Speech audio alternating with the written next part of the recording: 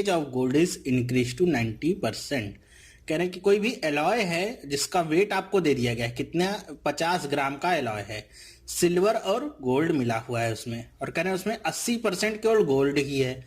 तो आप आसानी से इसका वेट निकाल सकते हैं कि गोल्ड की मात्रा कितनी होगी, 80% है। 80%, 50 ग्राम का 80% कितना आ जाएगा, 8 गुणे 5 कर दीजिए, कितना गया 40 ग्राम। 40 ग्राम आपका क्या है, सिर्फ और सिर्फ गोल्ड है। तो बाकी का बचा क्या हो जाएगा, सिल्वर हो जाएगा। सिल्वर कितना है, 10 ग्राम। ठीक है, आगे कह रहे हैं कि इसमें कितना गोल्ड और मिला देना चाहिए, मतलब इस एलॉय में कितना गोल्ड, केवल और केवल गोल्ड और मिला देना चाहिए कि गोल्ड कितना हो जाए, 90% हो जाए। तो कैसे करेंगे इसे देख लीजिए। आपको अभी इसकी ओरिजिनल क्वांटिटी तो पता चल गई कितनी है गोल्ड की, 40 ग्राम। ठीक है, मान लीजिए हम x ग्राम और मिला देते हैं इसमें। ठीक है, x ग्राम मिला देंगे इसमें, तो x ग्राम जब इसमें मिला रहे हैं गोल्ड में, तो वो आपका 50 में भी तो x आपका एक्स्ट्रा ऐड होगा। जी हाँ, बिल्कुल ऐड होगा।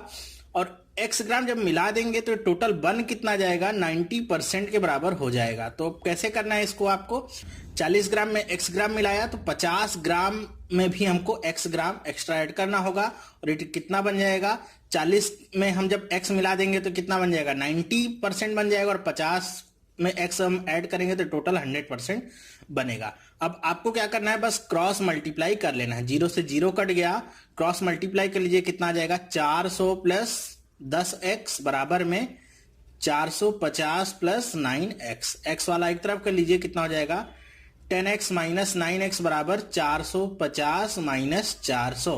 तो x की वैल्यू कितनी आ गई, 50, और ये क्या होगा, ग्राम में। मतलब क्या हुआ कि आपको 50 ग्राम और किसकी मात्रा, गोल्ड की मात्रा मिलानी होगी इस मिश्रण में, तो ये टोटल कितना हो जाएगा, 90% हो जाएगा। ठीक है, तो परसेंटेज में इस तरह का आपका ये मिक्सचर और एलिगेशन वाला टाइप का एक क्वेश्चन है जो आता है कभी कभी, तो मैंने यहाँ पे इसको कवर करा दिया। जब भी इस तरह के क्वेश्चन आए, चाहे मिल्क और वाटर का है, तो आपको इसी तरह करना है, बहुत ही आसानी के साथ इसे आप कर सकते हैं। बहुत बिल्कुल टफ तो बिल्कुल भी नहीं है।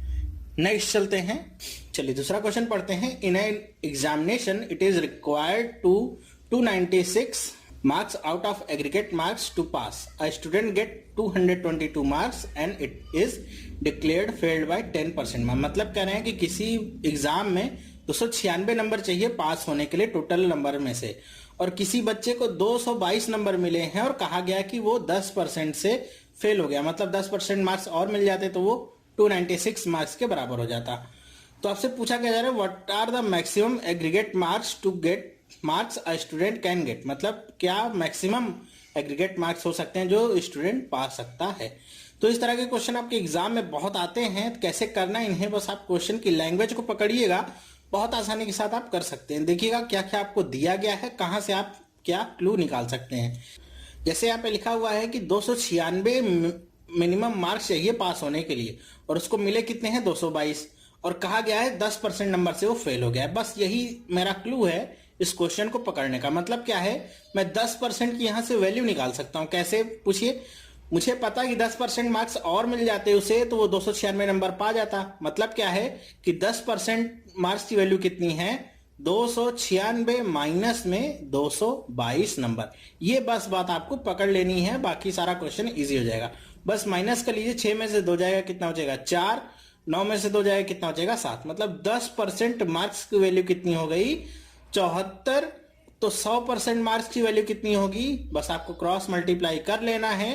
क्रॉस मल्टीप्लाई करिए, कितना आ जाएगा, 74 इंटू में 100 अपॉन में 10। 0 से 0 कट गया, कितना आ गया, 740 मार्क्स। अब इसे तो आप बिना कुछ ये सब किए भी कर सकते थे। आपको पता है 10% ये इतना है, दोनों तरफ 10 का गुणा कर देते 740 आ जाता।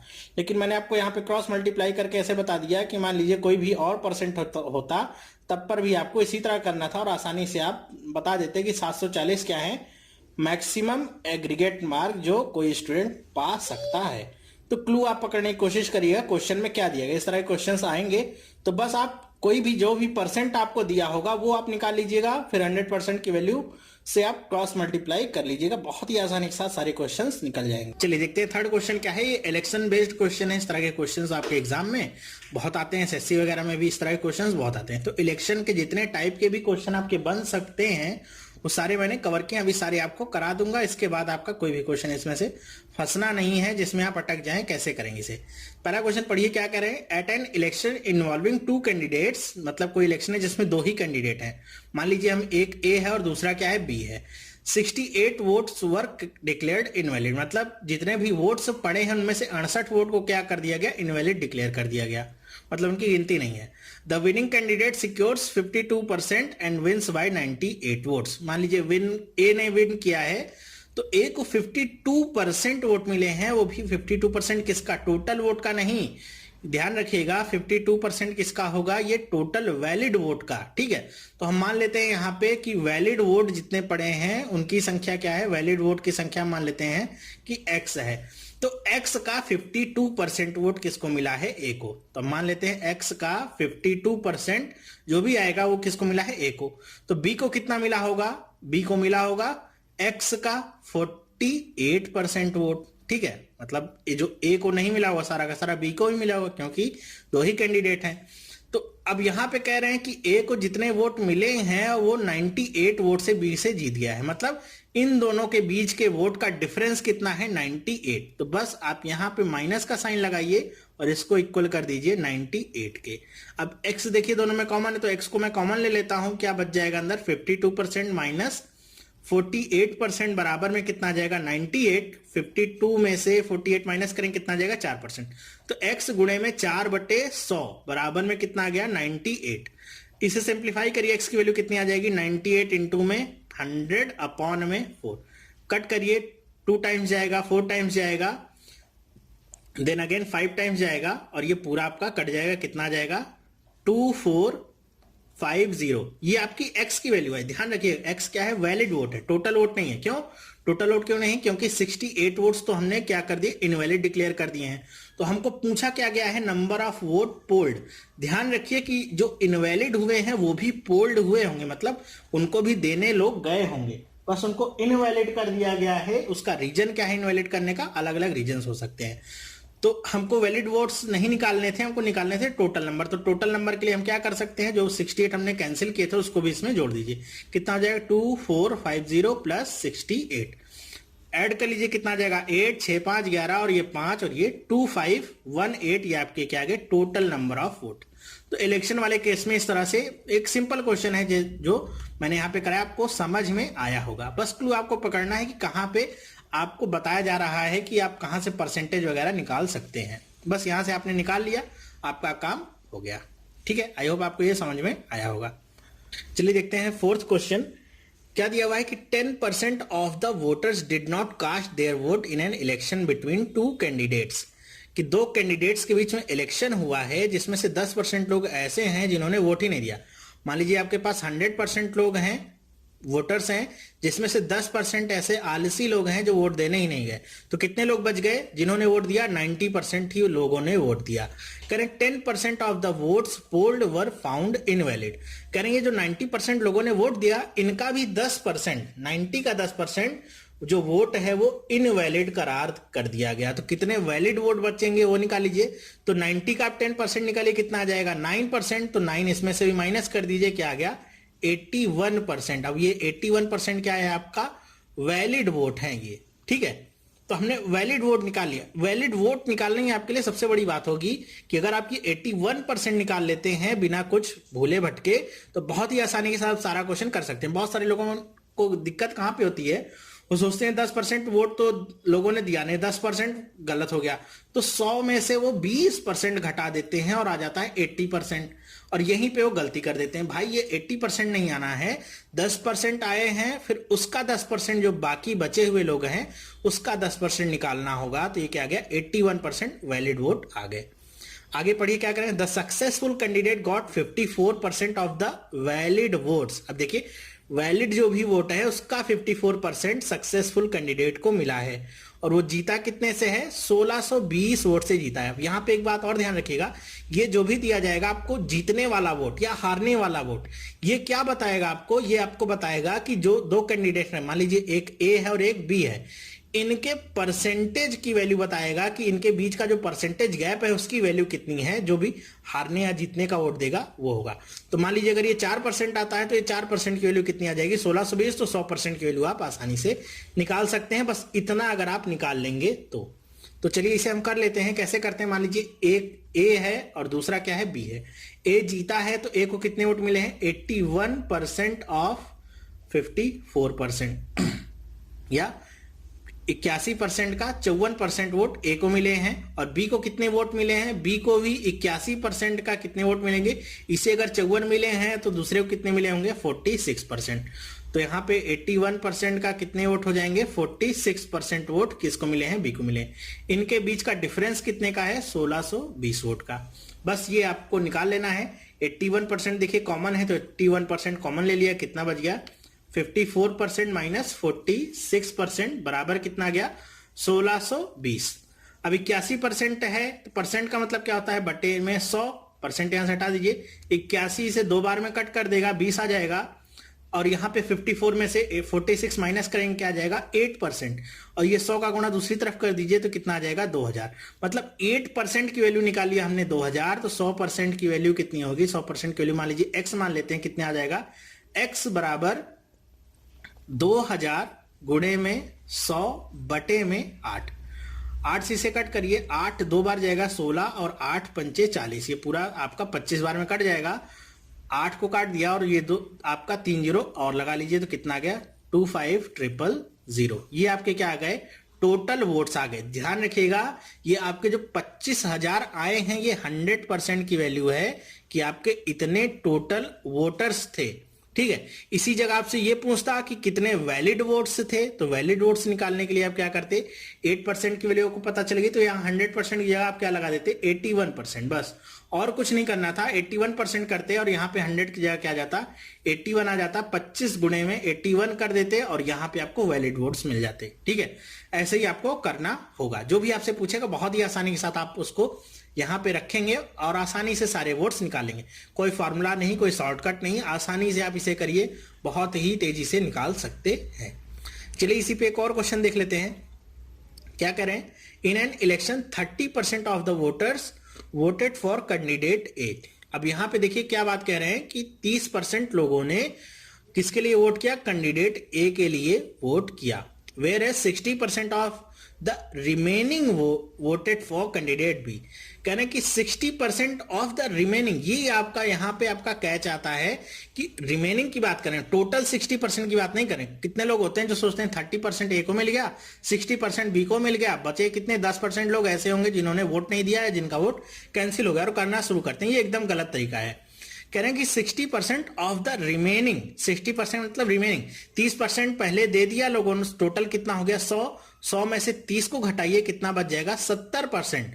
अब इस 70% का 60% किसको दिया गया है, बी को दिया गया। ये बात आपको समझनी होगी कि ये जो 60% दिया गया है 70% का 60% वोट बी को मिला हुआ है। The remaining voters did not vote. अब इसके बाद जो लोग बच जाएंगे उन्होंने वोट नहीं किया है। If the difference between those who voted for candidate A and those who did not vote is 1200, मतलब 30% और जितने लोगों ने वोट नहीं दिया है उनके बीच का डिफरेंस आपको बता दिया 1200 है। तो मतलब ये परसेंट अगर आप निकाल लिए कि कितना परसेंट की वैल्यू 1200 है, 100% बहुत ही आसानी से आप निकाल सकते हैं। चलिए देखते हैं, करते हैं, कैसे करेंगे। दो कैंडिडेट हैं आपके पास, एक है ए और एक है बी। 100% का 30% वोट किसको मिल गया, ए को मिल गया। बी को कितना मिला, बचे हुए लोगों का 60%। तो बचे कितने लोग हैं, 70% लोग बचे हैं और इसका भी क्या मिला, 60% वोट मिला बी को। तो 70 का 60% कितना आ जाएगा, सिंपल कैलकुलेशन करिए, 42% आ गया। ठीक है, तो मतलब इतने लोगों ने वोट किया होगा, 30% ए को, 42% बी को। तो टोटल वोट कितने हो जाएंगे, तो दोनों को ऐड कर दीजिए, तो कितना आ गया 72%। मतलब 72% लोगों ने वोट किया है, तो कितने लोगों ने वोट नहीं किया होगा, तो 100 में से 72 को माइनस कर दीजिए, कितना आ गया 28%। ऐसे लोग हैं जिन्होंने वोट अपना नहीं डाला है, ये वो लोग आ गए 28%। अब देखिए हमको पता क्या है कि डिफरेंस पता है कि जिन्होंने कैंडिडेट ए को वोट दिया, ए को कितने लोगों ने वोट दिया 30%, तो यहां पे हम लिख लेते हैं 30%। और जिन लोगों ने वोट नहीं डाला है, कितने लोगों ने वोट नहीं डाला है, 28% लोगों ने वोट नहीं डाला है। उनके बीच का डिफरेंस कितना है? 1200। तो हम लिख लेते हैं डिफरेंस कितना? 1200 है। तो आपको क्या पूछा जाए? How many individuals were eligible for casting vote in that election, कि कितने लोग ऐसे थे कि जिनको वोट डालने के लिए जो एलिजिबल थे। अब आप सिंपली कह लीजिए 100% की वैल्यू पूछी जा रही, क्योंकि यहाँ पे ना तो कोई वोट इनवैलिड आपका हुआ है और ना तो कुछ ऐसे हुए हैं वोट जिनको वोट देने नहीं दिया गया है। ठीक है, आपको बताना है 100% की वैल्यू, तो ये क्या आ जाएगा? 2%। तो 2% बराबर क्या आ गया? 1200। तो 100% की वैल्यू कितनी आ जाएगी? बस वही काम है, क्रॉस मल्टीप्लाई करने वाला। कर लीजिए क्रॉस मल्टीप्लाई। एक्स की वैल्यू कितनी आ जाएगी? 1200 गुणे में 100 और बटे में 2, 2 छंग 12, और ये कितना आ गया? 6, 4 टाइम्स 0। ये एक्स की वैल्यू आ गई। यही आपके टोटल नंबर ऑफ वोट्स हैं जो एलिजिबल थे, वोटर्स हैं जो एलिजिबल थे वोट देने के लिए। तो एक्स की वैल्यू आपकी आ गई। तो ये जो इलेक्शन वाले क्वेश्चंस हैं, इनमें आपको बस ये परसेंट आप किसी तरह निकाल लीजिए कि जो भी आपका डिफरेंस दिया गया है वोट का, या एडिशन दिया गया है, कुछ भी दिया गया है, वो कितने परसेंट के बराबर है। फिर 100% या जो भी परसेंट आपसे पूछे, बहुत ही आसानी के साथ आप निकाल सकते हैं। आई होप आपको ये समझ में आया होगा। चलिए देखते हैं क्वेश्चन नंबर 6 क्या है। पॉपुलेशन वाले क्वेश्चंस आते हैं आपके एग्जाम वगैरह में, तो कैसे करना है इसके लिए किसी फॉर्मूले की जरूरत नहीं पड़ती है। देखिए क्या लिखा हुआ है, किसी शहर की पॉपुलेशन है 7,56,100 और कह रहे हैं कि हर साल ये 5% की दर से बढ़ जाती है। तो कह रहे हैं कि 2 साल के बाद उसकी पॉपुलेशन क्या होगी, ये बताइए। तो इसमें किसी फॉर्मूला वगैरह लगाने की जरूरत नहीं होगी, बस इफेक्टिव परसेंट आप लगा दीजिए और कुछ लगाने की जरूरत इसमें नहीं है। बस इसमें एक आपके लिए काम क्या होगा बड़ा, कैलकुलेट करना, मतलब मल्टीप्लाई करना, डिवाइड करना, यही बस आपको आता हो आसानी से कर सकते हैं।